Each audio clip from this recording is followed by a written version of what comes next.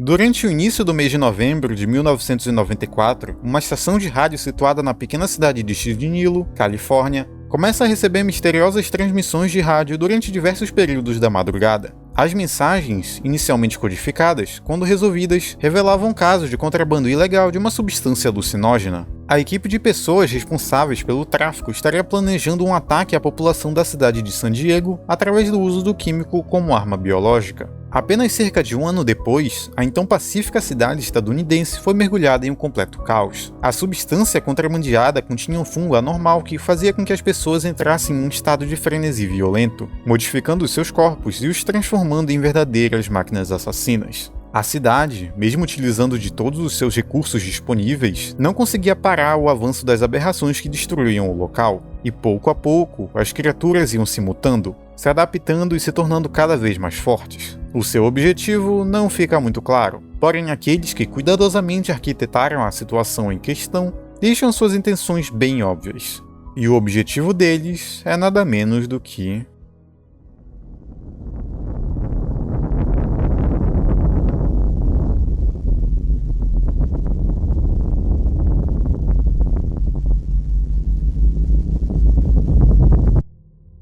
E essa foi, até então, a história que nos foi contada referente aos volumes 1 e 2 da série de The Smile Tapes criada por Patrick. Existem muitos detalhes que eu omiti durante esse pequeno resumo que estão disponíveis nos primeiro e segundo vídeos que eu fiz sobre a série. Como ficaria redundante demais eu explicar tudo de novo aqui, se possível, assiste aos 2 primeiros vídeos que eu fiz para te entender tudo direitinho. Eu vou deixar eles aqui embaixo nos comentários e nos cards para ti, mas se tu quiser direto ao ponto e continuar na terceira parte, então pode ficar à vontade. Na última parte a gente parou no meio de um evento muito esquisito, a aparição repentina de cubos flutuantes em meio ao nada. Esse evento é bem curioso para a série porque, como eu já havia dito anteriormente, The Smile Tapes, apesar de suas múltiplas bizarrices e até inconsistências, estava até então seguindo um caminho até que menos fantasioso do que você normalmente esperaria de um análogo horror. Porém, do absoluto meio do nada, esse vídeo quase que incompreensível é jogado bem na nossa cara. Para a gente entender, mesmo que superficialmente, do que esse trecho se trata, nós vamos ter que avançar um pouco mais na série, pois as respostas aparecem somente lá para o meio do terceiro volume. Ainda existem mais 4 vídeos para serem analisados: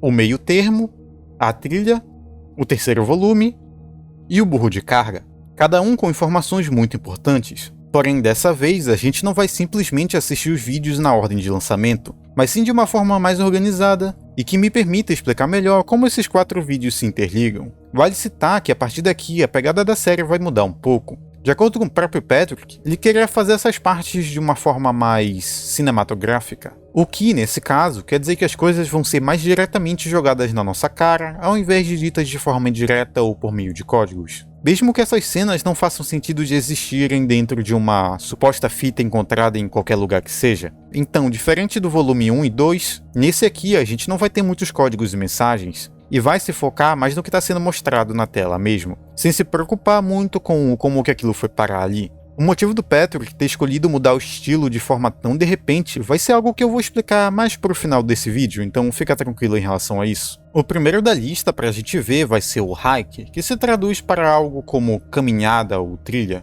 A fita data do fim de janeiro de 94, alguns bons meses antes do início de qualquer incidente envolvendo o fungo. Aqui a gente acompanha a história da viagem do que parece ser um andarilho que se dirigia até o sul de Nilo, em meio às montanhas presentes naquele local.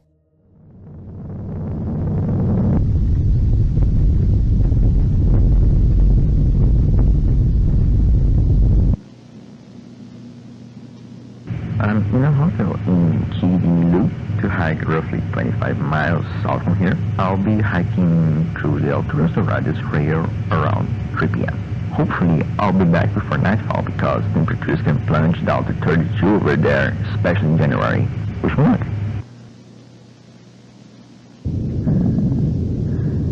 I made it stop. I didn't feel my way on the top since I didn't want to waste my take on long and mundane walks.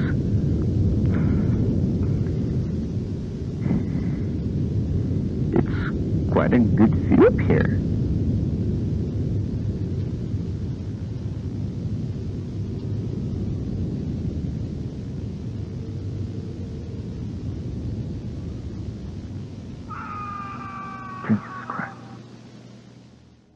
E assim, o nosso amigo caminha pela escura floresta, seguindo os gritos que ecoavam pelos arredores. Ele até tenta se comunicar com quem quer que esteja gritando naquele local, mas não tem sucesso. Após caminhar por mais algum tempo, ele então chega a uma pequena casa.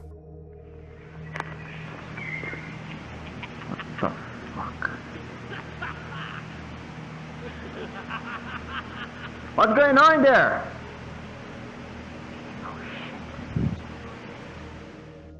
Ele então continua andando lentamente até chegar à residência, e então a cena corta para uma visão distante da casa, onde nós podemos ver as luzes piscando repetidamente e formando a palavra sorriso em código Morse.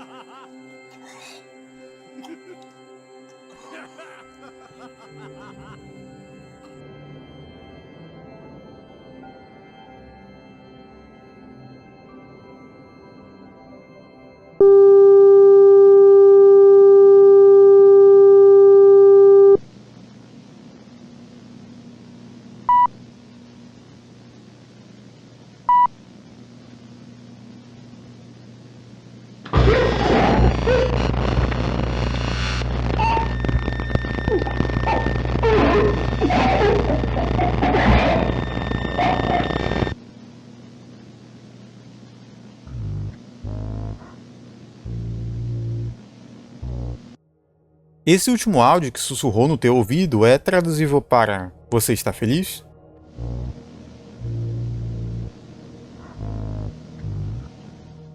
Bom, claramente alguma coisa aconteceu com o andarilho que foi até a casa, já que o mesmo foi dado como desaparecido. Porém, antes de pensar qualquer ideia precipitadamente, vamos ir direto para o vídeo mule, que nesse caso seria algo como burro de carga ou carregador. O vídeo em questão se passa no mesmo lugar que o anterior, porém apresenta uma perspectiva completamente diferente do ocorrido, mostrando o ponto de vista de um entregador/carregador que teria sido contratado para carregar as caixas e entregá-las ao andar de cima da moradia situada na floresta. O responsável então faz o seu trabalho, até que por curiosidade ele decide olhar o que há dentro de uma das malas que ele carregava até o local.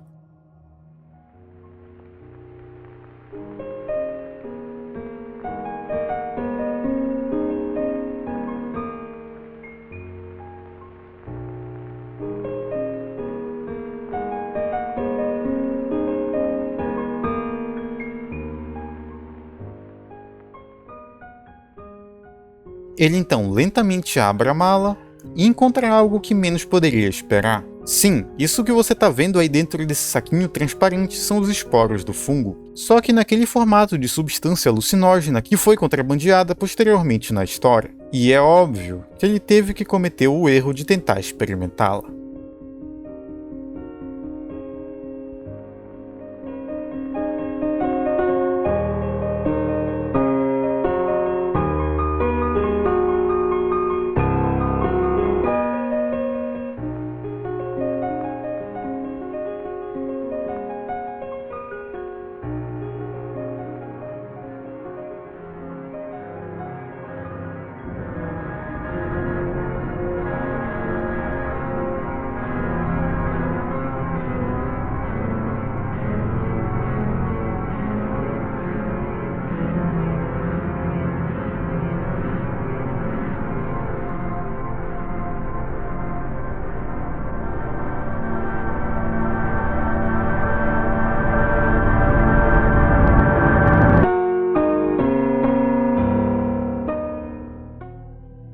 E olha só se não é o Homem dos Sonhos aí de novo. Aparentemente, ele era realmente algum tipo de alucinação induzida pela substância.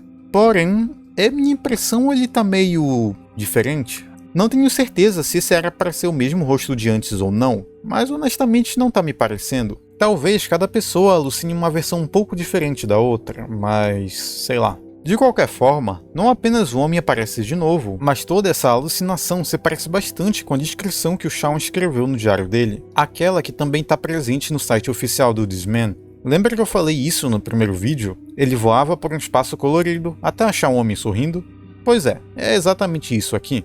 Logo em seguida, nós temos um pequeno time skip de 12 dias depois, onde nós podemos ver novamente o trabalhador indo entregar outra caixa na mesma residência.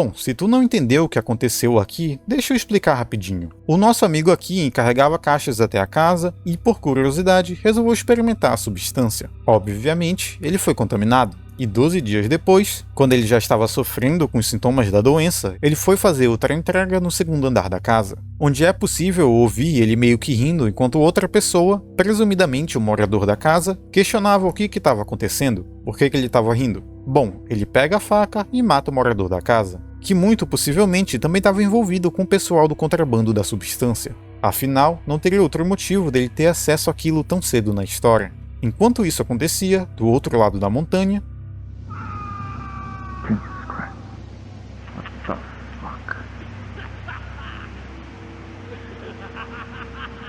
What's going on there?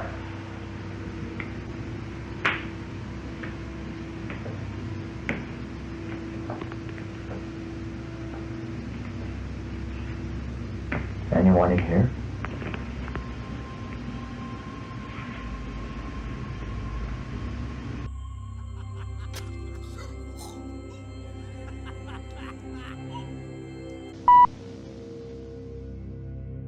Não fica claro o que aconteceu com ele depois disso, mas é de se esperar que ele tenha voltado para a cidade. Aliás, tu lembra dos sinais que vinham do sul de Nilo e que apareceram durante o volume 2? Pois é dentro da área em que o andarilho estava caminhando, ou seja, onde a casa na floresta estava. Claramente existe uma ligação entre os sinais e o pessoal da casa, porém os sinais só foram recebidos em novembro de 94. Enquanto esse caso todo que a gente acabou de ver ocorreu já em janeiro do mesmo ano. Então claramente a casa não foi simplesmente abandonada e beleza, é isso. Ainda tinha alguém morando lá e participando do contrabando. A gente só não sabe quem e nem como.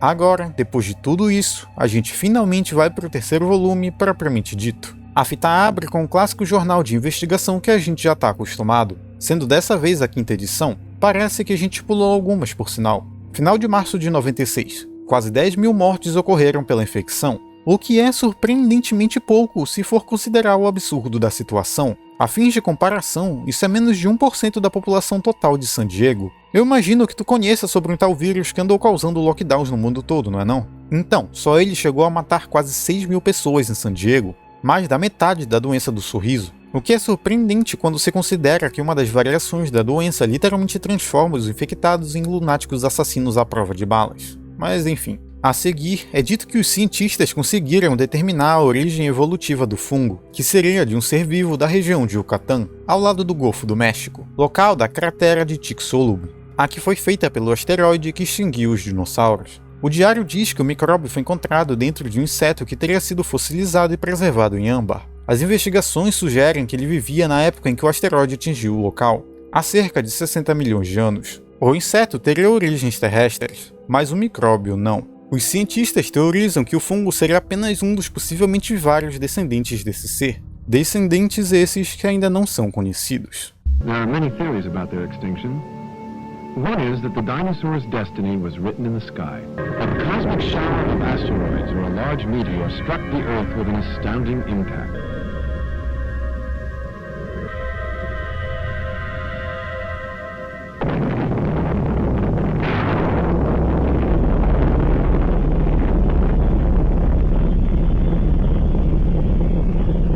Not all life on Earth was extinguished with the dinosaurs. The smaller animals emerged to fill the evolutionary niche left vacant by the demise of the dinosaur.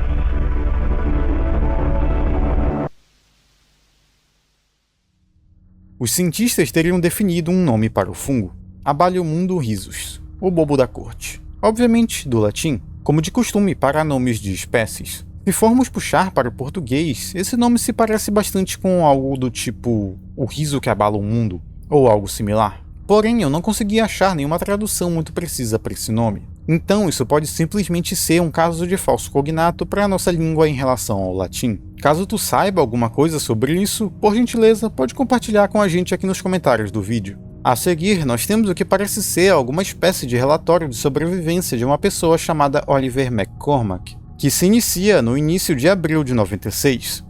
O relatório conta como ele estava tendo dificuldades para sobreviver à situação toda, dizendo que ele sentia fome, mas estava sem suprimentos, e sofria com a fumaça de um incêndio que ocorria perto do seu apartamento. mesmo tendo as suas portas e janelas vedadas para evitar que os esporos do fungo entrassem. Tudo o que ele conseguia ouvir era o som do fogo, as risadas dos infectados e os gritos das pobres vítimas.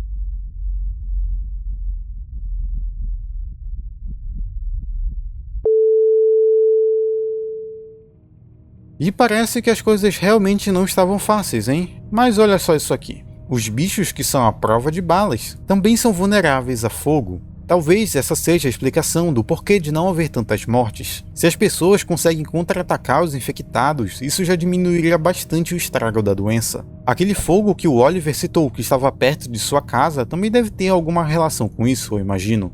A próxima sessão da fita se trata de uma entrevista com a Sarah Campbell, aquela mulher que tinha sido contaminada pelo fungo no necrotério, mas não mostrava sintomas da doença. Aqui é dito que ela passou por diversos testes e exames pelas últimas 3 semanas. Durante esse tempo, a sua situação não realmente piorou, e na verdade, ela perdeu completamente a vontade de sorrir, soando até meio deprimida durante a entrevista. O entrevistador adverte que esse é o primeiro caso que isso acontece, e que em todos os anteriores terminaram em um caso de morte violenta. O entendimento inicial da situação é que o caso dela seria o de um florescer tardio, ou seja, o vírus se comporta de forma mais branda inicialmente, mas eventualmente irá causar a morte do indivíduo.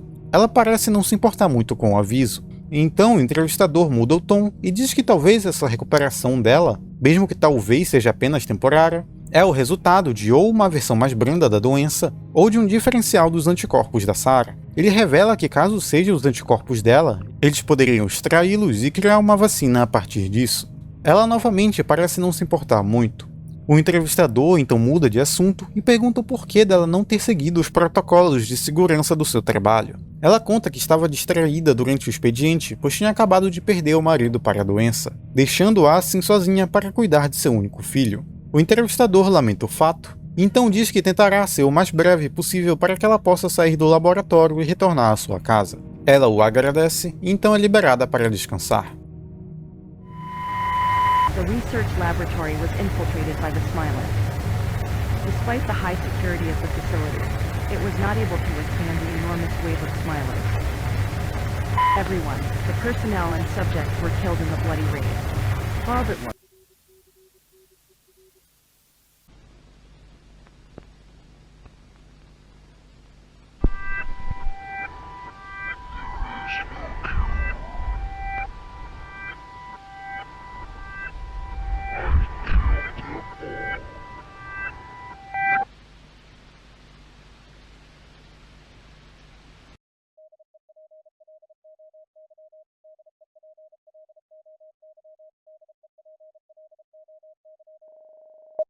E lá se vai a única chance de ter uma cura para a doença. A sessão seguinte ocorre em abril de 96 e é a última gravação da cidade na época.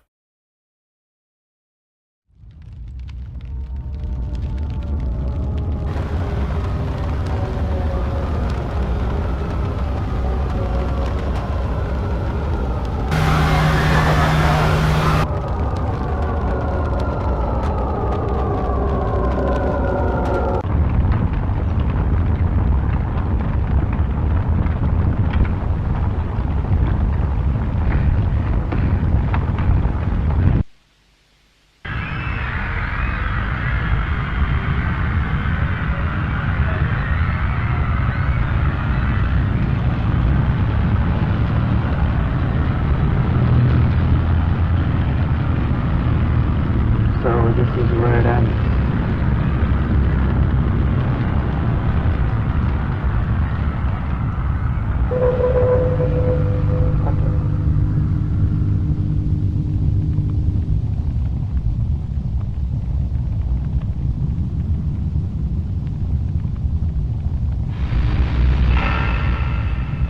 Wait, what? No, no, no, no, no, no, no, no.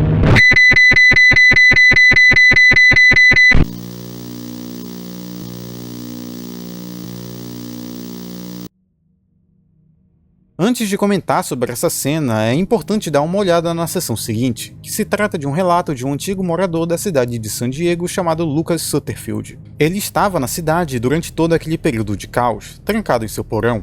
Aqui ele conta que vivia com medo de toda a situação, mas que o pior não era nem os infectados, mas sim a escassez de alimento. As pessoas andavam de máscaras especiais pelas ruas e caçavam comida onde podiam, de preferência longe das áreas mais infectadas, já que os supermercados tinham sido saqueados e estavam abandonados. A competição por comida era muito alta. Ele fala como que durante o surto da doença eles iam gradativamente aprendendo a se proteger dos infectados, e eventualmente aprenderam que o fogo era efetivo contra eles, e também contra os esporos do fungo. Assim eles podiam finalmente contra-atacar e tinham maior chance de sobrevivência. De acordo com o Lucas, os sorridentes, que eram como os infectados eram chamados, podiam levantar carros e aguentar tiros de armas com facilidade extrema, como se não fosse nada demais. Ele então muda de assunto e diz que quando a doença finalmente acabou, ele se mudou para São Francisco por medo de que aquilo poderia acontecer de novo. E desde então, ele vive uma vida tranquila e feliz com sua esposa e filho, longe da cidade que o havia traumatizado. Em um último comentário, ele diz que parece que aquilo tudo tinha acontecido ontem, e que era difícil de acreditar que já fazia mais de 20 anos do ocorrido. E então, foi assim que a doença do sorriso finalmente acabou. Mas espera um momento aí. Que diabos foi isso afinal de contas? Luzes voadoras no céu e do nada a doença não existe mais. É assim. Bom, calma lá. Esse final tem bastante coisa para explicar. Eu já até imagino o que tu deve estar pensando, mas te acalma aí que a gente ainda não acabou. Primeiramente, sim, outras pessoas também pensaram na possibilidade disso ter sido aliens que vieram do nada e destruíram a doença. Principalmente porque o Patrick tem outra série chamada de Daylight Above, que seria algo como Eles Estão Acima, na qual um dos principais pontos da série envolve a existência e a aparição de aliens. Vale citar também que essa série tem uma pegada propositalmente conspiracionista. Algumas pessoas pensavam que esses aliens da outra série teriam vindo para The Smile Tapes para resolver os problemas que os humanos tinham feito. Sim, sem mais nem menos. Eu imagino que isso tenha acontecido porque é dito que o fungo vem do espaço. Porém, não há absolutamente nenhuma evidência dentro de The Smile Tapes que infira que existe vida inteligente fora da Terra. E nota, eu digo vida inteligente, e não somente vida, porque obviamente é confirmado que a origem do fungo é extraterrestre. Eu disse anteriormente que essa série não é tão viajada quanto ela parece ser de início, e realmente, A maioria esmagadora das coisas que aparecem aqui parecem tentar ter alguma base na realidade, mesmo que seja algo completamente improvável, obscuro ou até de procedência duvidosa. Pelo menos existe alguma tentativa de verossimilhança, por assim dizer. E sim, até mesmo na ideia do sorriso nos rostos dos infectados em si. Para aqueles que não sabem, existe uma planta chamada de salsa dos rios que possui toxinas letais dentro de si. Essas toxinas, supostamente, teriam sido responsáveis por contrair os músculos da face dos envenenados, deixando-os assim com um sorriso medonho no rosto após o falecimento. Essa planta realmente existe, porém não posso garantir a veracidade da característica do sorriso, já que esse é um fato bem obscuro. Agora, em The Smile Tapes até que faz sentido o fungo ser de fora da Terra, já que apesar dos apesares, isso é tecnicamente possível, apesar do fungo em si da história ser algo bem surreal. Mas eu não quero entrar muito no mérito dos detalhes, porque senão esse vídeo não vai acabar nunca. O ponto é que existe um certo padrão que The Smile Tapes segue quando tira algo maluco da cartola. Mas vida inteligente alienígena é algo bem fora da curva. Não existe nenhum sentido nessa teoria, realmente. Mais especificamente na parte em que eles vêm do The Lie Above, já que o próprio Patrick já confirmou que essas séries não possuem ligação entre si, mas sim são universos completamente separados. Então, talvez eles sejam realmente aliens, quem sabe? Porém, certamente não os daquela série. Se eles fossem aliens, é bem provável que eles seriam algo bem diferente. A segunda coisa que mais teorizavam é que talvez essas luzes fossem na verdade um bombardeio na cidade de San Diego, o que, ok, é certamente mais plausível do que aliens. Mas a verdade é que essa teoria também não tem muita coerência, já que durante a sessão seguinte, a do relato do morador da cidade, em momento nenhum há menção a um bombardeio, e a cidade parece ter ficado intacta depois do ocorrido. Na verdade, não existe nada que indique um bombardeio em lugar nenhum, então, de novo, meio sem nexo. O que é uma pena, na minha opinião, porque eu acho que esse seria um caminho bem interessante que a série poderia tomar, mas infelizmente não é esse o caso. Inclusive, algo meio suspeito quanto a essa situação toda é o comentário do Lucas, o morador da cidade de San Diego. Ele diz que parece que aconteceu ontem, mas já faz mais de 20 anos, o que por si só parece não ser nada demais. Mas lembra qual a data desses acontecimentos? Lá pelo meio do ano de 96. Se já fazem mais de 20 anos, essa última parte foi gravada depois de 2016? Olha, isso não me parece lá muito convincente. Especialmente porque eu duvido muito que quem espalhou a doença pela cidade teria simplesmente desaparecido, sem tentar mais nada e sem deixar nenhum rastro. Nenhuma notícia pra gente saber o que aconteceu com eles. Tipo, nada. Algo aqui claramente não tá batendo. Essa conta não fecha. E tem com certeza alguma coisa acontecendo nisso aqui. Então, tudo bem. Então o que de fato aconteceu nessa cidade? Talvez tu já até tenha sacado e esteja me apressando para falar logo. Então sim, tem correlação com aquelas luzes que a gente viu no final do segundo volume da série. Se tu olhar bem de perto durante a fita, tu vai ver que isso no céu não são simples luzes. Não são esferas, na verdade, mas sim cubos. Cubos brilhantes e voadores, os mesmos que apareceram no volume 2. E o que são eles? Bom, para a gente entender melhor o que eles são, a gente vai ter que dar uma pausazinha no volume 3 e voltar um pouco. Voltar para um vídeo aparentemente sem conexão com a história e que a gente ainda nem tinha visto. A gente vai analisar o vídeo meio termo.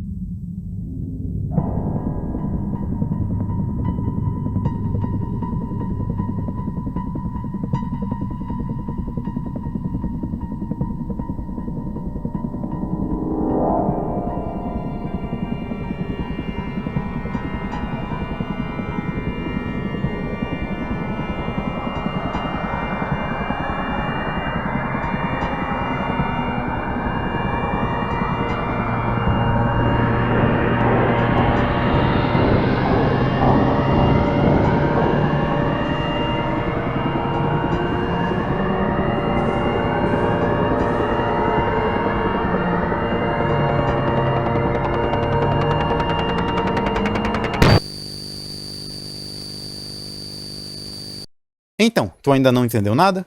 Que bom, porque eu também não. Brincadeiras à parte, acontece que a gente não tem muito o que possa indicar o que está acontecendo dentro desse vídeo em si, especificamente. O que é possível tirar somente daqui é que esses cubos voadores são os mesmos que aparecem em ambos o terceiro e o segundo volume. No Twitter do Patrick, é possível encontrar imagens de cubos brancos voadores pairando sobre uma cidade, vários deles, em uma organização idêntica à que a gente vê na série. A legenda em algumas postagens revela a correlação, uma com a mesma data presente na fita, outra com a palavra intervenção e outra com eu não me lembro, além de uma antiga com um código que também se traduz para intervenção.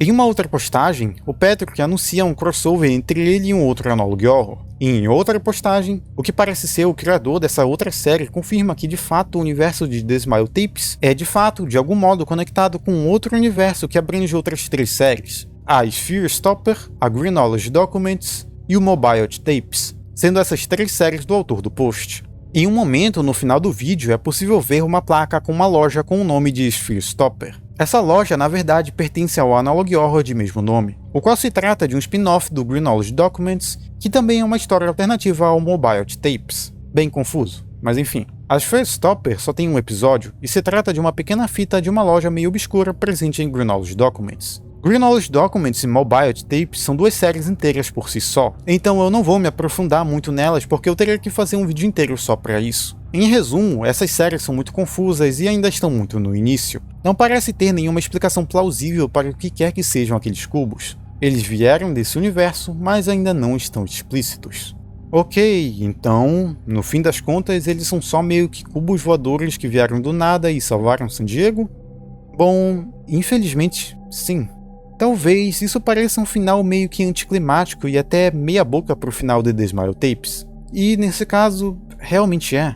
A verdade é que parece que o Patrick estava tendo alguns problemas com seu Analog Horror. Ele não se sentia mais à vontade de continuar a produção da série.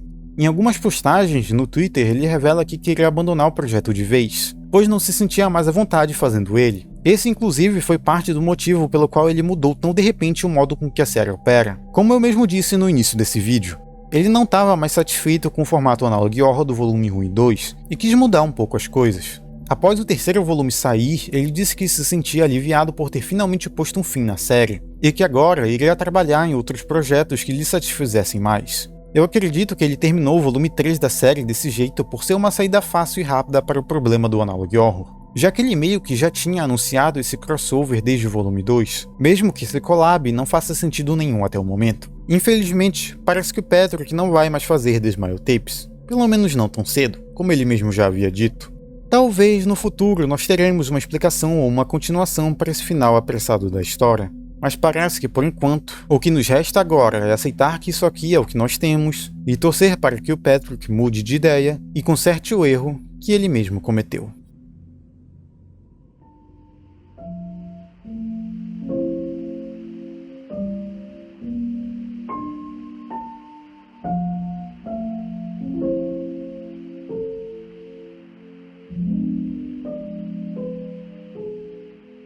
Pois é, quem diria, não é? Bom, esse é o final da primeira temporada de The Smile Tapes, e possivelmente também da série, caso o Patrick resolva realmente largá-la de vez. É bem triste ver que entre todos os possíveis finais que poderiam existir, foi com esse que a gente ficou. Mas eu acho que não tem muito o que fazer quanto a isso, não é? As coisas são assim mesmo de vez em quando. Obrigado a todos que acompanharam essa série até aqui. Foi bem divertido ver o pessoal comentando as maluquices de The Smile Tapes. E muito obrigado por todos que apoiam o canal através do Seja Membro. Vocês nos ajudam pra caramba a manter o canal vivo. Um belíssimo obrigado a todos os membros de Platina, Muni, Detarim e Murilo Lobo pelo apoio insano que vocês nos dão. A gente fica muito feliz em ver que o pessoal realmente curte os nossos vídeos. E por falar em vídeos, agora que The Smile Tapes acabou, eu tenho que ver outra série pra falar sobre, né? Falem aí o que vocês acham e a gente vai ver o que fazer. Mas enfim, é isso. Meu nome é Sora, do Pombo Atômico, e a gente se vê assim que eu decidir qual série eu vou falar sobre.